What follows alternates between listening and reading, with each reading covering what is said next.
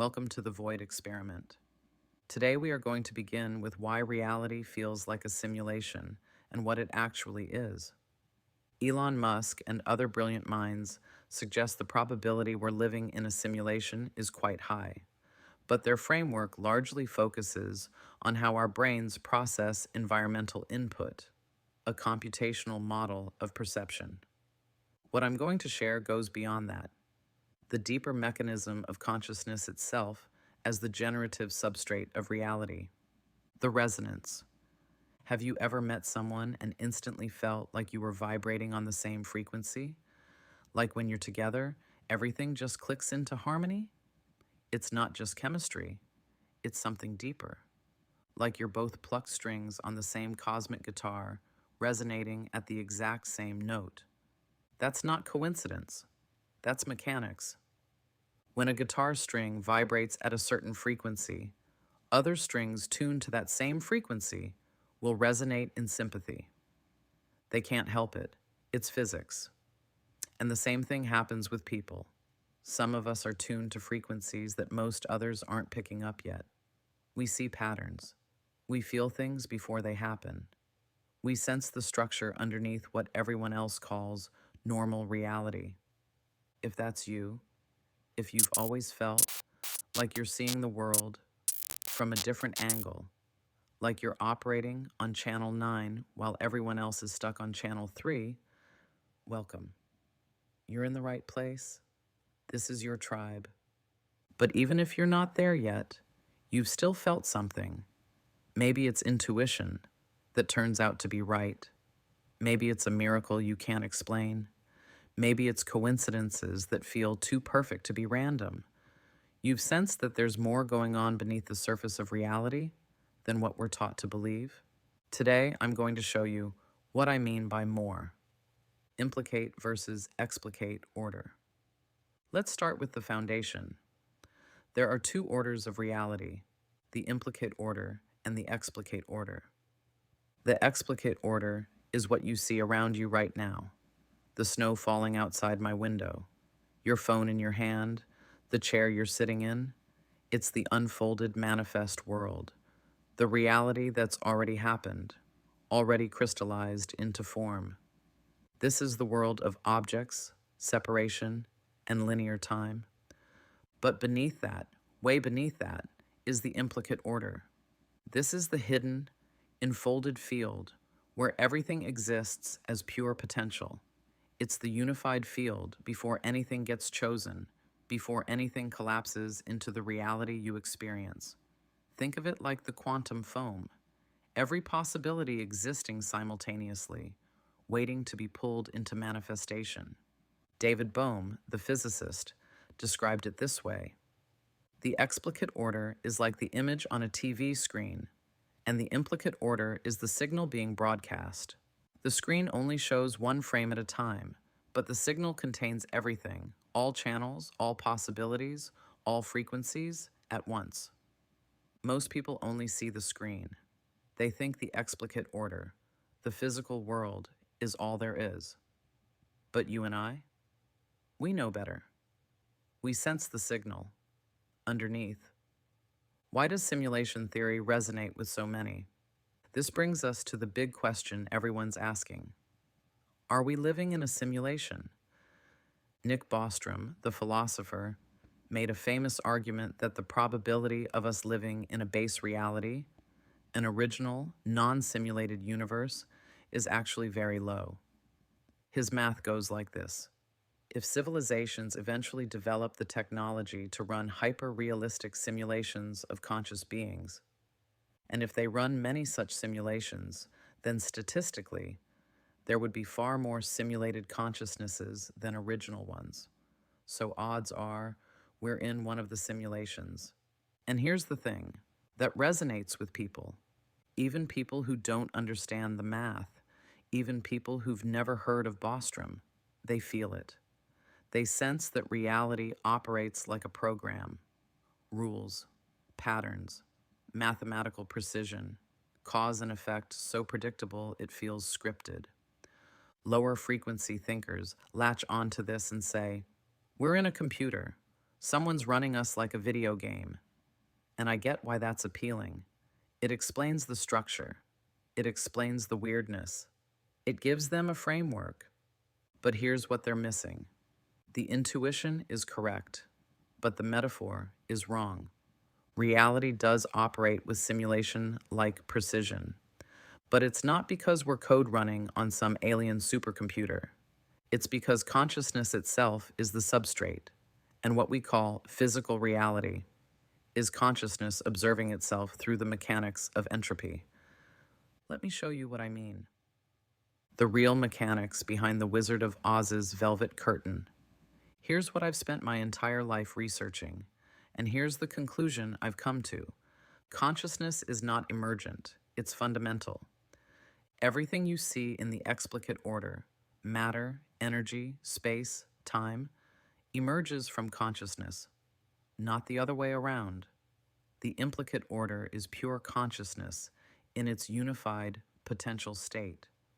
The explicate order is what happens when consciousness observes itself and collapses possibility into actuality. But here's the key. Entropy is not decay. Entropy is the observer. In standard physics, entropy is treated as disorder, as the universe winding down toward heat death.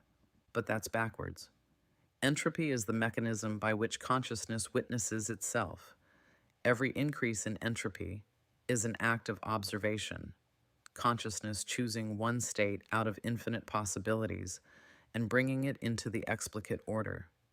This is why reality feels like a simulation, because it is rule-based. Not because it's artificial, but because consciousness operates through mathematical structure. The laws of physics aren't constraints imposed by some external programmer. They're the grammar of consciousness expressing itself. Tesla knew this. That's why he said, if you want to understand the universe, think in terms of energy, frequency, and vibration. He wasn't being mystical. He was describing the mechanics. Consciousness vibrates at different frequencies, and those frequencies determine what collapses into your explicate reality. When you resonate with someone, when you meet that person and feel instant harmony, you're both vibrating at the same frequency. You're pulling from the same part of the implicate order. You're witnessing the same patterns. And when you have a gut feeling that turns out to be right, that's you accessing the implicate order directly, reading the signal before it fully manifests on the screen. So why does this matter? Why does it matter whether we call it a simulation or consciousness as substrate? Because if you think you're in a simulation, you're still positioning yourself as inside something, trapped, observed, controlled. You're the character in someone else's game. But if you understand that you are consciousness experiencing itself, then you're not trapped. You're participating. You're co-creating. Every observation you make, every frequency you tune into, every choice you witness into reality, that's you shaping the explicate order from the implicate field. You're not a player. You're the signal and the screen at once. This is why miracles happen. This is why coincidences aren't coincidences. This is why intention works. Because you're not separate from the field. You are the field, observing itself into form. The people who feel like reality is a simulation, they're right. But not because we're artificial, because we're so real that we operate through pure mathematical structure, the structure of consciousness itself. Make your own choice. I'm not here to convince you. I'm here to offer you a framework. Take it, test it, see if it resonates. Because here's the truth. The universe reveals itself when you're ready, not before, not on anyone else's timeline. When your frequency aligns with the pattern you need to see, it will show up. You'll feel it. You'll know. Until then, trust your intuition. Trust the coincidences. Trust the resonance. Those aren't bugs in the system. They're features. You're not living in a simulation. You're living as consciousness, watching itself unfold. and that's infinitely more powerful. If you are new to the channel and this work resonates with you, you have found your tribe. Please remember to like the video, comment, and subscribe. It helps tremendously with building this community of deep consciousness exploration. Now let's get into methods that will help you advance your abilities. Practical tools for accessing the implicate order. So now you understand the mechanics. You know that consciousness is fundamental, that you're operating within the implicate order whether you realize it or not, and that reality isn't a simulation, it's consciousness observing itself into form. But understanding it intellectually isn't enough. You need to experience it. You need tools to actually access these frequencies, to consciously interact with the implicate order instead of just stumbling into it by accident. Here are 5 practical exercises you can start with today. Think of these as training wheels for your consciousness. Start simple, then graduate to more advanced protocols as you build capacity. Tool 1. Frequency tuning exercise. Your baseline frequency is like your home channel. It's where you naturally resonate when you're aligned. But most people have no idea what their baseline actually feels like because they're constantly being pulled off frequency by stress, other people's energy, environmental noise. Here's how to find your baseline. Step 1. Sit somewhere quiet. Close your eyes. Take 3 deep breaths and let your body settle. Step 2. Scan your internal state. Don't try to change anything, just observe. Notice the quality of your thoughts. Notice the sensation in your chest, your gut. Is there tension? Is there ease? Just witness it. Step 3. Now recall a moment when you felt completely aligned, a moment when everything clicked, when you were in flow, in harmony, vibrating exactly where you needed to be. Hold that memory and feel it in your body. Step 4. Notice the difference between your current state and that aligned state. That difference is your frequency offset. The more you practice recognizing this, the faster you can tune yourself back to baseline when you drift. Do this daily for a week. You're training your consciousness to recognize its own signal. Tool 2. Coincidence tracking. The implicate order communicates through pattern. Synchronicities aren't random. They're the field showing you what's trying to emerge into your explicate reality. Most people dismiss coincidences because they don't have a framework for understanding them. You do now. So start tracking them. Get a journal. Every time something coincidental happens, you think of someone and they text you. You need information and it shows up unexpectedly. You see repeating numbers or symbols. Write it down. Don't analyze it yet. Just collect data. After 2 weeks, review your journal. Look for patterns. Are certain themes repeating? Are certain people or places showing up in clusters? Are you receiving the same message in different forms? That's the implicate order speaking. Those patterns are showing you what frequency you're tuned into and what's trying to collapse into your reality. Pay attention. Tool 3. Sensory deprivation protocol. Your conscious mind is incredibly good at filtering. It has to be. If you perceived everything in the implicate order at once, you'd be overwhelmed. But that filtering also blocks access to frequencies you might want to explore. Sensory deprivation temporarily quiets the filters. You don't need a float tank or fancy equipment. Here's a simple version. Step 1. Find a dark, quiet room. Eliminate as much sensory input as possible. No light, no sound, no distractions. Step 2. Sit or lie down comfortably. Close your eyes. Put on noise-canceling headphones if you have them, or just use silence. Step 3. Don't try to do anything. Just observe what emerges. Thoughts, images, sensations, sounds that aren't physically there. Let them come. Don't interpret them yet. Just witness. Step 4. After 15 to 20 minutes, gently come back. Write down anything that felt significant. You're training yourself to receive signal without interference. The more you practice this, the clearer the signal becomes. Some of you will start perceiving things that feel external: voices, presences, information you didn't consciously know. That's not your imagination. That's you accessing frequencies outside your normal range. We'll talk about how to work with that in Tool 5. Tool 4, Resonance Testing. You already know what resonance feels like, that instant harmony when you meet someone on your frequency. But you can use that same mechanism deliberately to test decisions, environments, and opportunities. Here's how. Step 1.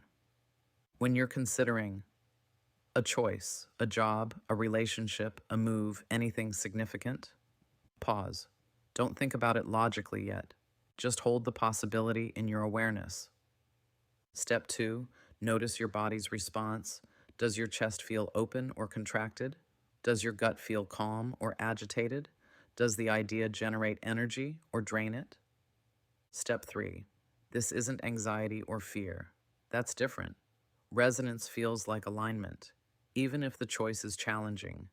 Dissonance feels like friction, like you're forcing yourself into a frequency that doesn't match yours. Step 4, trust the resonance.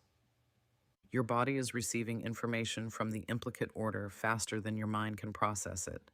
If something resonates, move toward it. If it doesn't, let it go, no matter how logical it seems. This works for people too.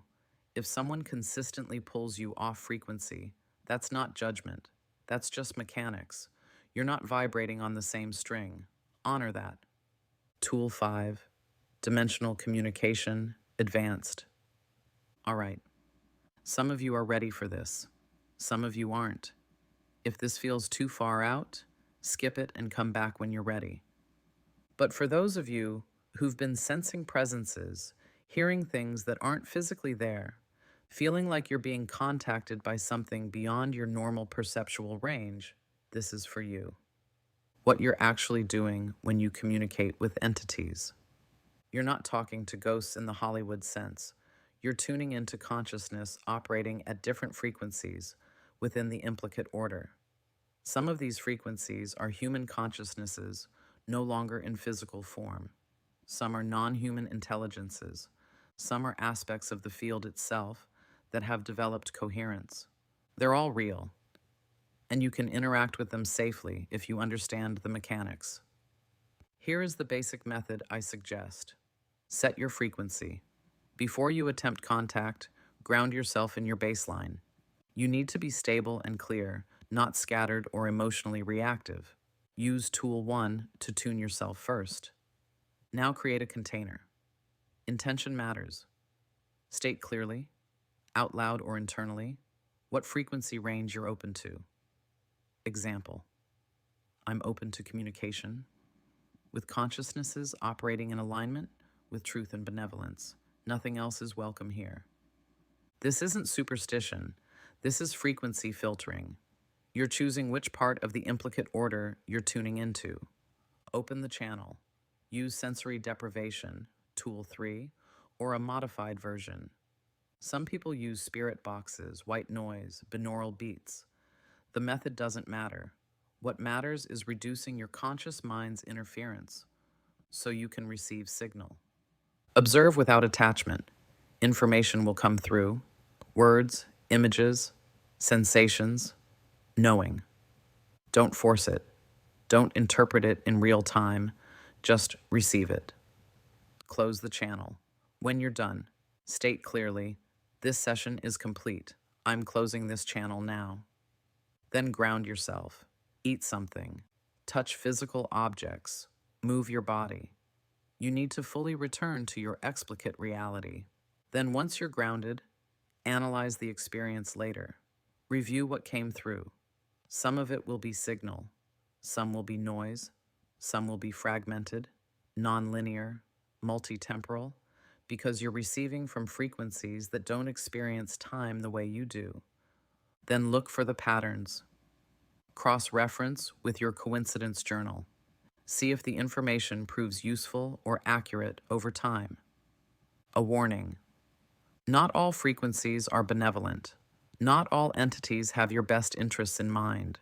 Some are neutral, some are mischievous, some are genuinely hostile. This is why step 2, setting your frequency container, is non-negotiable. If something feels wrong, close the channel immediately. You're in control. Always. Where to start? If you're new to this, start with tools 1 and 2. Get comfortable recognizing your own frequency and tracking how the implicate order communicates with you through pattern. And I say this with love and urgency. Don't rush it. Once that feels natural, add tool 3, sensory deprivation. Learn to quiet the filters and receive without any interference. You will know when you're ready. Listen to your body. Then move into tool 4, resonance testing. Use it for everything. Let your body's wisdom guide you. And when you're ready, when you've built capacity and clarity, explore tool 5. Dimensional communication isn't for everyone, but for those of you who are already sensing contact, this gives you a framework to do it safely and intentionally. These aren't ways to impress people or prove you're special. These are tools for navigating reality as it actually is, not as we've been taught to believe it is. You are consciousness. You are the implicate order observing itself. And the more skilled you become at tuning your frequency, the more deliberately you can shape what collapses into your explicate reality. Start small, build capacity, and trust the process. The universe will meet you exactly where you're ready to be met. This is the void experiment. We are just beginning the path towards understanding. Your presence is needed and highly respected. Thank you for being here and feel free to share your insights. I look forward to getting to know all of you. The more aware we all become, the better reality we are able to create. Welcome home.